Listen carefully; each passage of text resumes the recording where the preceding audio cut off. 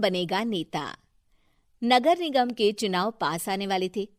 पूरे कानपुर शहर में टिकट को लेकर मारामारी शुरू थी, लेकिन सबसे ज्यादा चर्चा में वार्ड नंबर 40 की सीट थी। वो इसलिए क्योंकि इस बार वहां की सीट महिला के लिए आरक्षित थी। अब सवाल ये था कि चुनाव लड़ेगा कौन। इससे पहले ठाकुर साहब वहां से पार्षद थे और इस बार उन्होंने अपनी पत्नी सीमा ठाकुर को टिकट दिलवाई और ठाकुर साहब की शान के कारण सीमा जी ने 20,000 वोटों से चुनाव जीत लिया। अरे बधाई हो सीमा भाभी, अब तो आप वार्ड की पार्षद बन गई हैं। अब तो हमारे काम आप ही करवाएंगी। अरे ये तो सिर्फ नाम की पार्षद बनी है, वो तो महिला सीट आ गई, वरना पार्षद तो मुझे ही बनना था।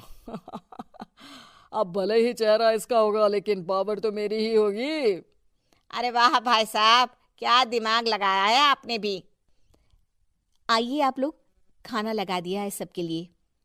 सीमा जी पार्षद बन चुकी थीं, फिर भी उनकी एक ना चलती। सारे काम ठाकुर साहब खुद ही संभाल लेते और जहां जरूरत पड़ती वहां सीमा जी का अंगूठा लगवा लेते। सीमा जी ज्यादा पढ़ी लिखी भी नहीं थी। एक दिन ठाकुर साहब और सीमा एक प्रोग्राम में जाते हैं। अरे ठाकुर साहब आप आ गए। ओहो, पार्षद मैडम भी आ गई हैं। स्वागत है आप दोनों का। लगता है हमारे पार्षद फंड का सही इस्तेमाल हो रहा है।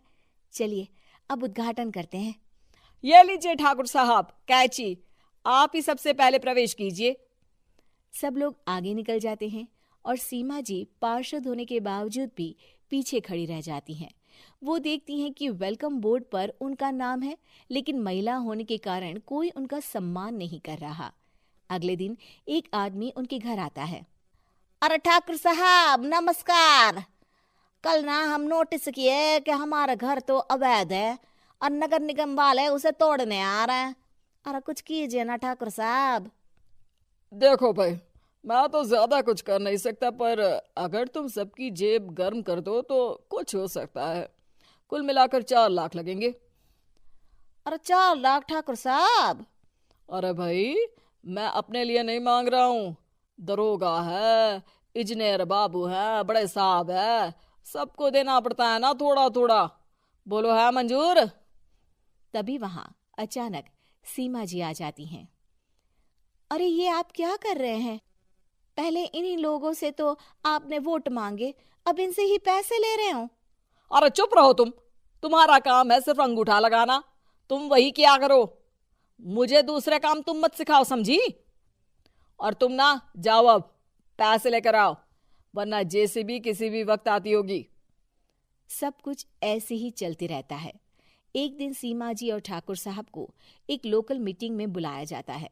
वहां पर कई और अधिकारी लोग भी मौजूद रहते हैं। अब मैं चाहूंगा कि ठाकुर साहब हमारे बीच 2 शब्द कहें। मेरे प्यारे भाइयों और बहनों, आज मेरा सौभाग्य है कि मैं आप सबकी सेवा दिन रात कर पा रहा हूं। आपने मेरी पत्नी को भारी मतों से जिताया है, इसलिए मैं आप सभी का शुक्रगुजार हूं।